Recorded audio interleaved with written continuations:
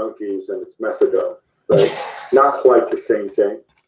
Actually wrote that in a piece I published today, but my editor made me take it out because of the drug references, in a Disney-owned company wouldn't work. Very good point. Yes. I think it's a good analogy. I tell you, and let's face it, the world doesn't need many more excuses to riot and pillage at the moment either, does it? Exactly. So it's probably a good shout. Exactly. Oh, good man. So yeah, as previous, obviously face to face, if that's all right, and I'll put it into a podcast later on if that's all right with you, Smashing. But listen, I've been reading a couple of your the posts that you've been doing, you and your colleagues as well. But you're definitely more qualified than I am. Just to give myself more than anyone, I'm a fan. I just want a bit of an update from a journalist perspective, a writer's perspective of where City are at the moment, because obviously on Monday we started the fine against the 2-year ban and the 30 million euro fine. Obviously, all was stemming from the breach of FF play alongside the club licensing rules, etc. So, we're right in the thick of this at the moment, and it's finished now. We're going to the stage where I think it's a Frenchman, a German, and I think it's a Spaniard that's going to cast judgment on what's going to happen next for City. And there's some huge potential negatives to come out of this if it goes against us. Players, finances, and finances is huge. I think I read the other day about one of your moments of was it a quarter of City's potential revenue could be lost if we lose this? Yeah. Where do you stand at the moment with this, and where are we at? All right. So obviously you're taping. We're going, right? Yes. Yeah. All right. So obviously there's a lot to unpack here.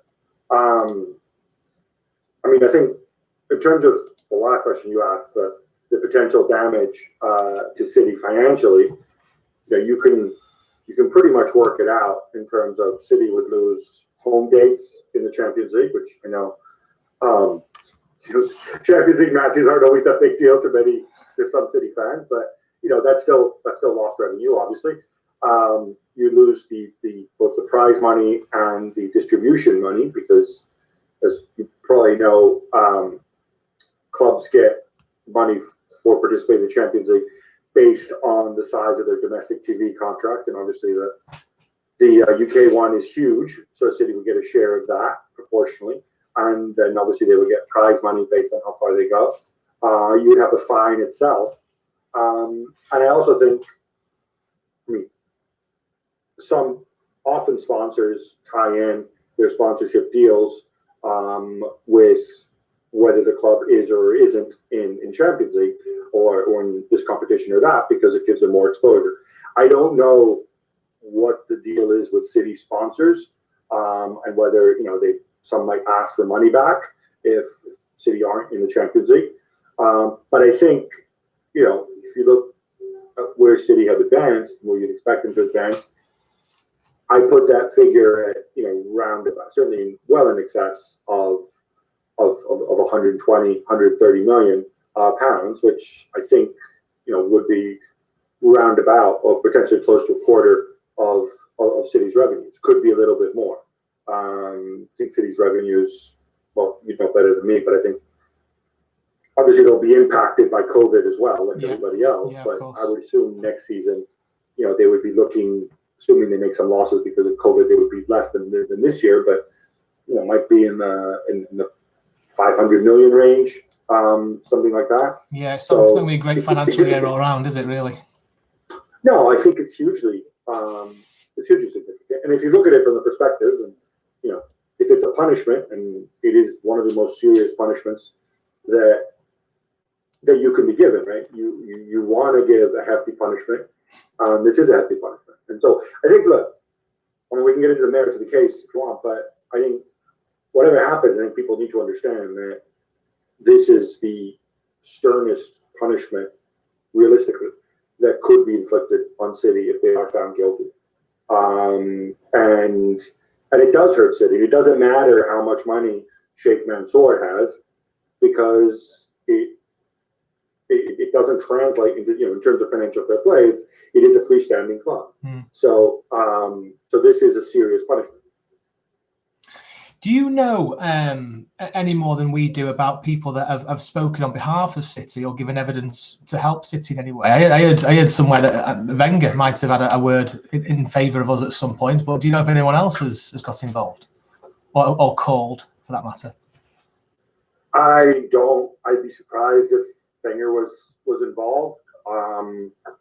Certainly, and I want to make it very clear that very few people in the world, and I know that there's been a lot of acrimony back and forth between UEFA and City fans. There's been all sorts of stories from both sides, but I think the reality, and I wrote this in the piece I wrote for ESPN, is you could fit the number of people who are in a position to determine what happened, what really happened.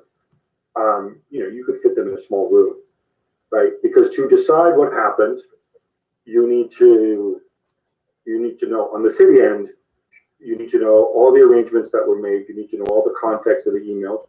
You need to know if the emails were true or not, because City still haven't. They haven't categorically said that they're fake, and they haven't categorically said that they're hacked, and they haven't. All we know is that there's some context to them. You need to have a really strong understanding of accounting rules, of financial fair play rules, and you need to have seen all these books. And the reality is a very small number of people at the club financial control body are privy to this information, and a very small number of people at City are privy to this information. And one of the points that I made is, and obviously you want to band together, right? But I mean, let me ask you, do you think, Mansour has no idea, right? There's no way he can have any clue about whether City breached financial fair play, right? I don't think he would have done. I think he would have. I think there's it's far well above. I'll go further. I might suggest that even Khaldoon.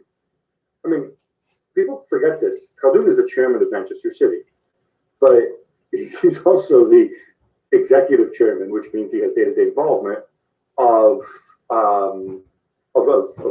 Mudabala, which is a holding company. It's an Emirati holding company, which has 30 times the turnover of the City Football Group. This is what occupies his time. People at that level aren't lawyers, aren't financial experts, right? They hire lawyers and experts to say, okay, we have this situation where we want to spend this. Can we spend a little more? Can we spend a little less? What can we do within the framework? And the lawyer gives you an expert opinion. Yes, you can legally do this, or if we do this, it's a little dicey, but they don't know. That the lawyers get paid either way, right? Yeah. So I think what makes it difficult here is, I've read a lot of explanations of what might or might not have happened. The reality is the buck stops somewhere, and the buck stops. While obviously it's going to be, the owners, Mansour and Silver Lake and the Chinese, who are going to pay the price for this if City are found guilty. The reality is none of these owners, I would guess, know for a fact whether wrongdoing happened. And probably neither does Khaldoon. Maybe Soriano doesn't even have a clear idea. He's maybe he does. I don't. But it's the buck stops somewhere, right? Yeah. And it's lower down. That's a point I want to reinforce, because on the other side, on the UEFA side, it's largely the same thing, right? You have investigators who've looked at this, who've had all the information. Unless you have the full picture, you're in no position to judge, right? None of us have this full picture. And that's why I think the most important thing that I want to see come out of CAS, the one thing I think would be good for football is what I call a clean finish.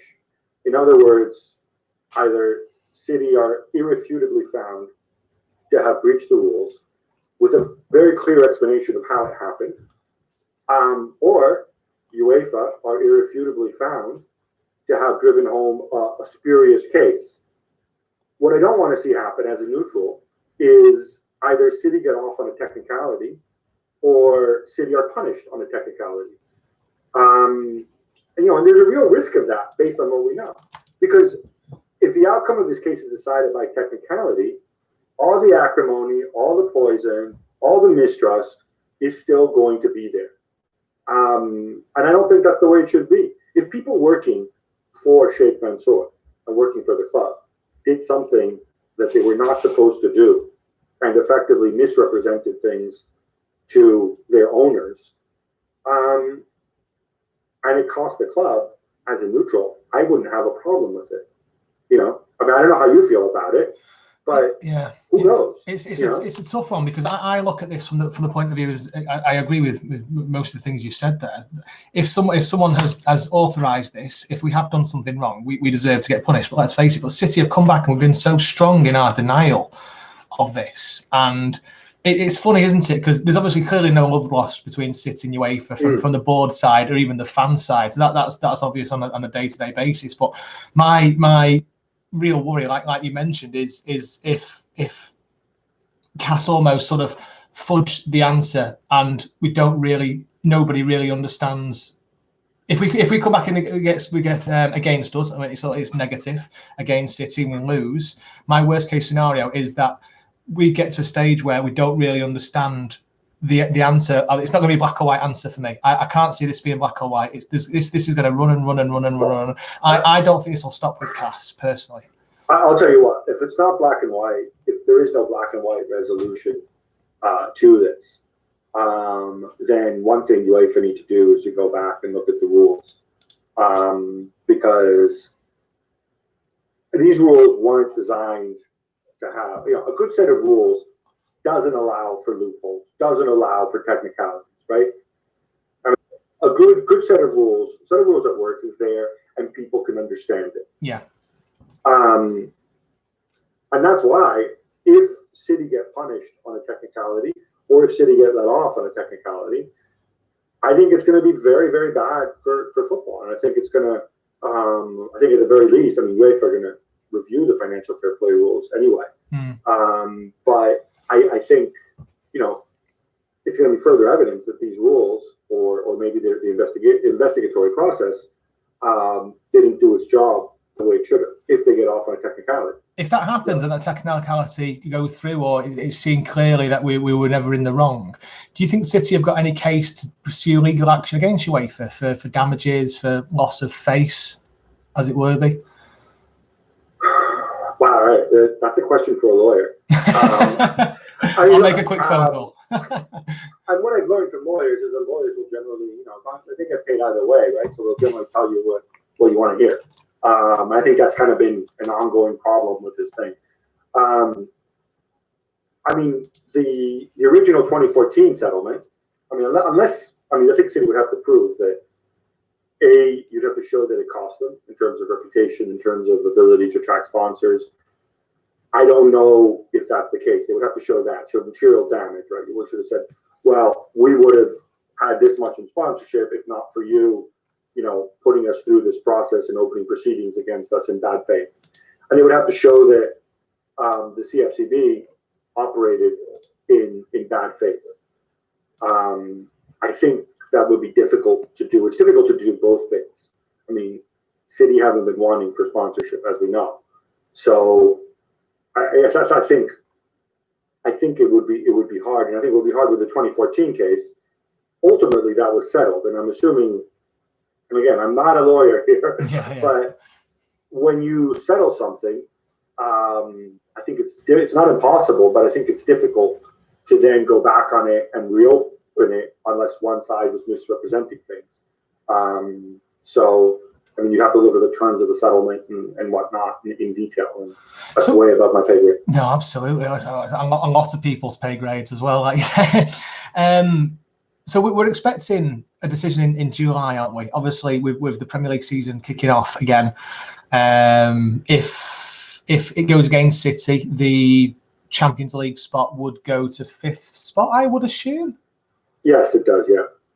So obviously the ramifications for that were massive for next season. Do you think there's still any opportunity of it being sort of delayed a season, or is there any sort of rumours in the journalistic press about the possibility of it being delayed a year? Or the only way so to answer your question, if City are found guilty, if the 2-year judgment or even a 1-year ban is upheld, I think the only way that it gets delayed is if City decide to pursue further legal action via, I think, I'm not sure what the court of first instance would be, because I've heard different things, but it would either be a Swiss court, yeah, or possibly the European courts.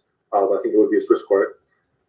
They would then need to get the Swiss court to rule on some kind of injunction where they say, okay, well, the punishment is effectively suspended until we get a chance to rule on this. And the Swiss court would have to accept, obviously, ruling on this. They would have to argue that, yeah, well, we have jurisdiction on this. There aren't many precedents when people within the sporting sphere go outside it. I know that there's this ongoing belief that FFP is illegal and anybody could go and blow it up whenever they wanted to just by suing. In reality, I think there's a reason that hasn't happened. One reason is that ultimately FFP serves the interests of every owner because it keeps costs down. And the other interest is that it's actually a lot more difficult than you realize. I think City might do it not on the basis that FFP is unfair, but on the basis that CAS and the CFCB proceedings were unfair, prejudice against them. Again, you need to bring enough compelling evidence to a Swiss court, and you need all the stars to align there. Again, I'm not a lawyer, so it's possible, but I think they would need to be able to move very, very quickly. I've been doing so much research. I've been furloughed, so I've got all the time in the world to do my little podcast and the Manchester's Blue show. So I've all the time in the world for me. And I've tried to find out little niggles of information here and there, just to try and find out, was it swaying positively, was it swaying negatively? Because I've just realised talking to you that quite a lot of my questions are in the negative aspect. I'm expecting City to get handed something, and I don't know what it'll be. I don't know if it'll be positive or negative, but I'm just when UEFA are involved, I automatically urge on the negative persuasion of something's going to happen somewhere on the line, and it's not going to be, we're not going to be happy about it, whether that's a 1 year ban or 2 years or whatever it may be. What's I'm putting you against the wall here, pal. Sorry about this. What's your gut feeling of what's going to happen? Well, there's one thing I want to emphasize, which you probably already know, but I'm just reading. Maybe not every City fan knows, is you mentioned the three judges. So the way the Court of Arbitration for Sport works is that if they agree to answer an appeal, they have a list of what they call judges. In reality, some of them are judges, most of them are lawyers specializing in sport or an aspect of the case. They have a list, I think it's a couple hundred with different specialties. And what happens is the court nominates one of them, and then the plaintiff nominates another, and then the defendant nominates a third. Oh. So those three guys that you mentioned, and I actually think one of them is Portuguese. Portuguese, yes, you're right. He's Portuguese, yes, you're right. Yeah. So he's Portuguese, and I think the French dude has an English name, doesn't he? I can't remember the names. I don't know who those guys are, but the point is, one of those three people was chosen by City, right? And then another one of these three people was chosen by UEFA, by the other side, and one of them is chosen by the court. Now, these three guys, they all come from this list of judges. But this is how CAS says, this is how we want to be fair and impartial. If you come to us, these are our arbiters, because it is a court, it is an arbitration court, it's not a court of law. And then both sides get to pick one person. I think to some degree they have some level of unofficial veto power, but the general assumption is that even though you get to choose one of the people, these are going to be people beyond reproach, right? These are going to be people who are experts in the law, and they're going to rule. They are black and white. They are black and white. There's no fudging around that. They know their stuff. They are black and white, whether they come from. Would one necessarily? I'm assuming when you say choose somebody, that person could still rule against the person that's chosen them, couldn't they? They've not got to stand there and say, if you've been chosen by X, you've got to support X. Of course, yeah. And this is something that I think I really want to emphasize too, is that the guy UEFA chose or the guy City chose are people who City and UEFA chose because they think he or she, I guess, although it is three men in this case, but they chose him because they think that they're going to go in there with an open mind, and they're going to get a fair hearing, right? They chose them because they don't believe that they've been in any way influenced or they have any kind of prejudice here. And their job is to go and decide, and decide on the matter. So it is set up that way so that, obviously not everybody's going to be happy with the cast verdict. One side's going to win, one side's going to lose. Yeah. But that is the process. That's how it's set up. This is not. I mean, I just wanted to just say that so people know that City got to pick one of the three judges, and they couldn't go and pick somebody from the UAE who's done work for Mansour. They had to go and pick somebody from this list. But City presumably employs, or not presumably, we know they employ a lot of fancy, high-powered lawyers. They would have studied everybody on this list, and they would have said, we think, based on this person's jurisprudence, based on what we know about them, that they're going to give us, the fair or the best possible chance of winning. Do you think there'll be any kind of transcript when this is over of what we can say? That'd be a fascinating read. So that's an interesting point too, because in the past, CAS hearings have always been behind closed doors. Yeah. More recently, CAS says, "Oh no, well, if you want, if everybody's in favor, we can go and stream them." There was a case, I think, of the Chinese swimmer last year, which was the first CAS case to be streamed, and I mean, I got parts of it. I would have thought in this case, it would have been good to stream this case so that people could see exactly how it happened. That would have been amazing. Instead, the court decided not to stream it at the requests of the two parties. Again, I view that as a defeat for football and for transparency. I know there's maybe legal implications, and it's their right not to have it streamed publicly. So what we're going to get a verdict with sort of a summary of why they arrived at that verdict. And then usually a couple of weeks after that, we're going to get what they call the written reason, which is a much longer document explaining in more detail why the verdict went the way it did. Usually, if people were to file an appeal, so if the city were to take this case further, they would want to wait for the written reasons, for the more detailed reasons of why the verdict came out the way it did. But you can go online if you want to get a sense of what to expect. All this stuff is online. I think the website is cas-tas, TAS, which is CAS in French, .org. And you can find, past cases. You can find AC Milan's case. You can find Paris Saint-Germain's case, other past cases, where you can get a sense of the kind of information that the court will be disseminating to explain the verdict. So, are you edging your journalistic bets and writing and starting to write a "we've won and we've lost" post piece now? Are you kind of waiting till the day to decide? Are you trying to edge the bets or? No, look, from a journalist perspective, it's pretty obvious what the next story is going to be. If UEFA lose this case, it's going to be what went wrong, why did they lose it, why did they go after it, and does this add impetus to rewriting financial fair play, to tightening up the oversight process or whatever. But even then, we're not going to be able to really know why things went, or how it needs to be tightened up, because we won't have the written reasons until afterwards. If City lose, I think the first story to write is, okay, let's go through what the impact is. We'll be able to count the impact. For me, the other story is going to be somebody let the club down.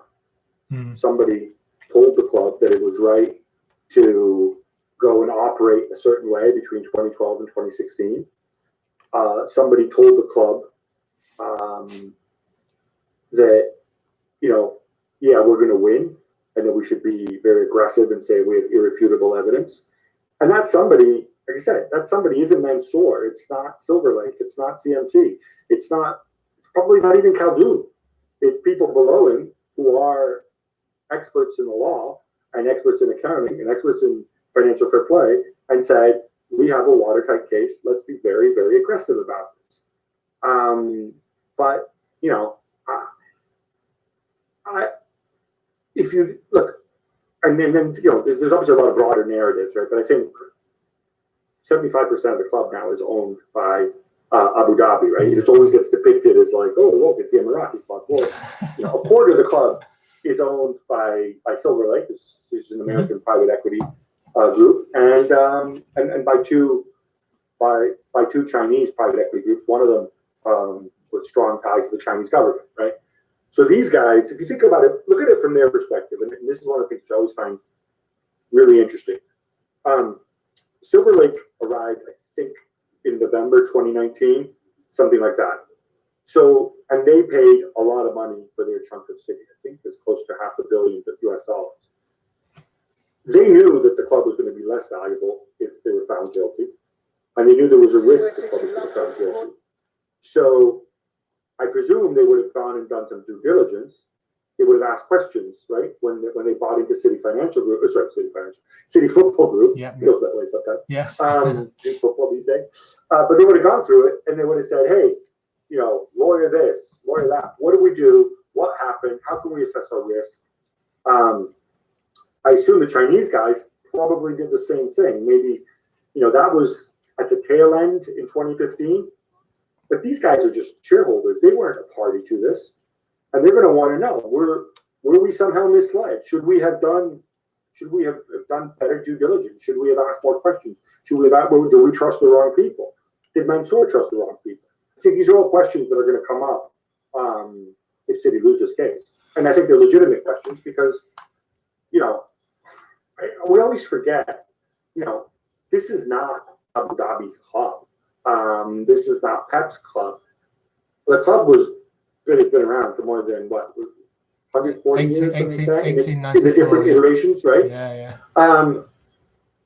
At some point, somebody did something, if they're found guilty, and I put that caveat, somebody did something that they weren't supposed to do. And crucially, at some point, somebody was asked to assess the situation and say, hey, what chances do we have to win?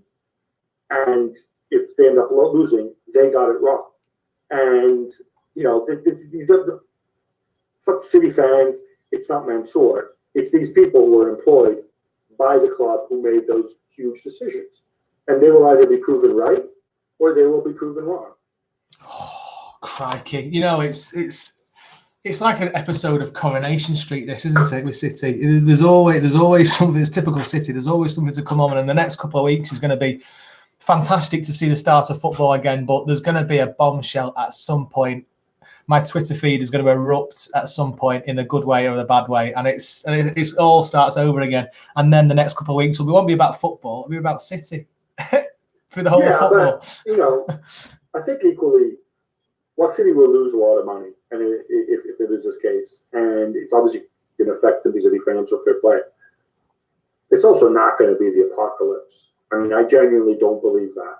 I genuinely don't believe that, you know, if you look at what the club has built and the facility of the club right down to the youth to the youth academy and the growth of the club's brand, you know, all these things will be there. You can take a hit, even a big hit like that, and you can come back if you're solid enough, if your base is wide enough. And I think that's the case. I think that's the case with Manchester City. You know, I don't believe Pep Guardiola is just going to leave from one day to the next and it's all going to collapse because, you know, remind people, City won 2 league titles before Pep showed up, you know, which suggests to me that there's other people at the club who know what they're doing and who were able to hire the right managers and the right players and whatever. And even then, I could be wrong. I don't have great insight, but whatever happens, from what I've been told, Pep will be there next season. And possibly the year after that. I don't know, but definitely next season. Yeah. I don't think there's going to be an exodus of players suddenly leaving. I think realistically what you will see is, you know, it'll affect signings. But, you know, put it this way. I mean, if you want to borrow from finance, it's going to be more of a V-shaped curve than an L-shaped curve. if you see what I'm saying. I mean, the pathway to come back, even taking such a big hit, I think is still a very, very strong.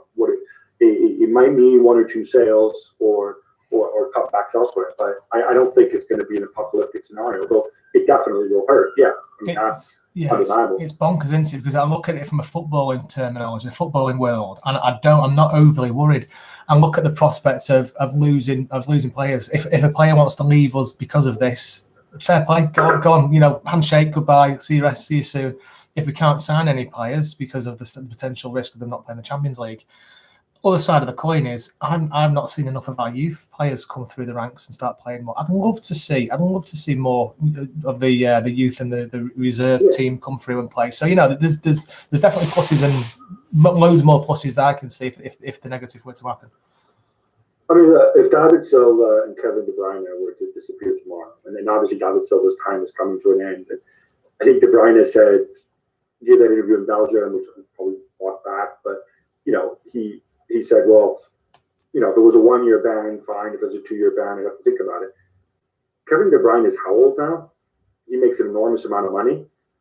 It might not even be the worst thing in the world if he was to move on in a year's time, for example, because you have Foden, you have Bernardo, you have do you know what I mean? Like at some point, there's going to be a natural turnover in the squad, of course, and I think if City are smart, the way you play that situation is you turn over your older players, the ones where maybe you would have said, well, that guy's been great, but he's had injuries. He's in his 30s now. I don't want to lock him into a 4-year deal at $200,000 a week because it's not in my interest to do so. So you could also take the opportunity to retrench and rebuild a little bit. Look at what Chelsea did after the ban, and obviously Chelsea starting from a lower point than City. And they've been great to watch, haven't they? It's funny, isn't it? Because we just don't know what's going to happen. But listen, I'm gonna love you and leave you for a Friday, and I thank you so much for taking time. When we know what's happened, can we have you back on to chat about it? Because I love talking to absolutely. you. Is that all right? Absolutely. I'm happy to come on, and I just want to stress again for the 10 millionth time. I don't know. You don't know the number of people who are in any position to say whether something bad happened or did not is absolutely tiny. Yeah. And, some of them are on the City side, some of them are on the CFCB side, and we'll see how this pans out. Oh, brilliant. Listen, have a lovely Friday, have a fantastic weekend, and you must be as excited as I am to start seeing the Premier League again. Oh, yeah. I mean, the Premier League, that's La Liga back last night, and Serie A around the corner too. So, it's... we're junkies, and this is not quite the real thing. It's more like our methadone. Yes. That parallel is out. Brilliant. Good man. Have a lovely one. See you soon. Cheers, Gabriele. Cheers. Take care. Bye-bye. Bye-bye.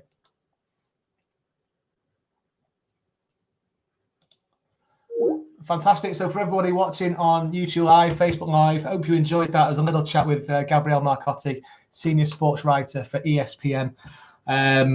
Like you said, from the cast meeting, nobody knows what's happened. We'll find out in July. There's 3 men that are judging over us as we speak, and as soon as we find out, then we'll know which way we're going, one way or the other. But it's always a pleasure to talk to Gabriele, and fantastic. I hope you all enjoyed that, and we will speak to you very soon from the Manchester Blue Show. Have a great weekend.